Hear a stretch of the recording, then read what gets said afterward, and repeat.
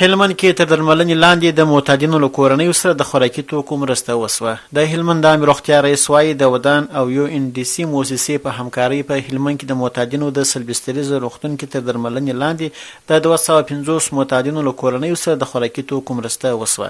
د عامې روغتیا رئیس وایي تر دې وړاندې هم د معتادینو له کورنیو سره د یادو مؤسساتو په همکارۍ د غذایي توکو مرستې شوي دي. د روغتیا رئیس وایي د اسلامي امارت له راتګ سره د معتادینو د درملنې 3 روغتونونه فعال شوي چې تر دې مهاله د سلګونو معتادینو درملنه کړې ده. کله چې اسلامي امارت راغلی دی او موږ دلته راغلي هلمند ته د دغه خلکو دپاره موږ په ډېر لوړ تعداد کسان روزلي دي. موږ دلته ډېر روغتونونه ورته لرو، 3 روغتونونه ورته لرو چې بستریز روغتون دی، یو سلبستریز روغتون دی، بل زنانه شل بستریز روغتون دی. د دې په څنګ کې موږ یو بل پروګرام هم لرو چې هغه کې ډېر په زیات په 500-600 کسانو کې زیات کسان موږ پکې روزو. هغه ټولنې ته بیا یو ښه مفید کس فارغېږي.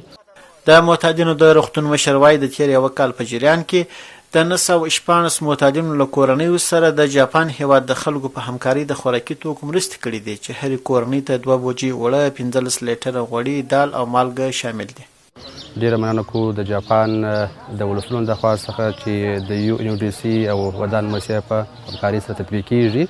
د تېر یو کال په جریان کې 914 مریضانو ته مو غذایي مواد ویشلي دي چې په دې کې 2 ګونۍ اوړه، 15 لیټره غوړي، مالګه او دال شامل دي چې د جیکا یا د جاپان د خلکو په مالي ملاتړ باندې دا توزیع شوي دي.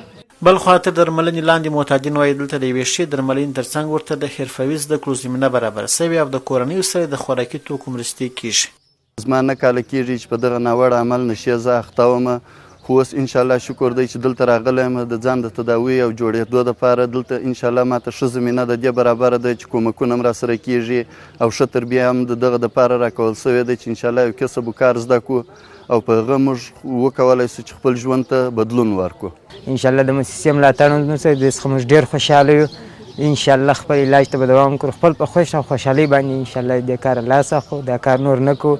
انشاءالله زموږ د کورنۍ سره دوی ملاتړ هم کړی دی، موږ سره مرسته هم کوي، نو په زندگی به انشاءالله دې نشو څخه لاس واخلو. د یادونې وړ ده چې د روغتیایي چارواکو په وینا هلمند کې د ښځینه معتادینو لپاره شل بستریز روغتون فعاله دی چې د درملنې تر څنګ ورته حرفوي زده کړې هم ورکول کیږي.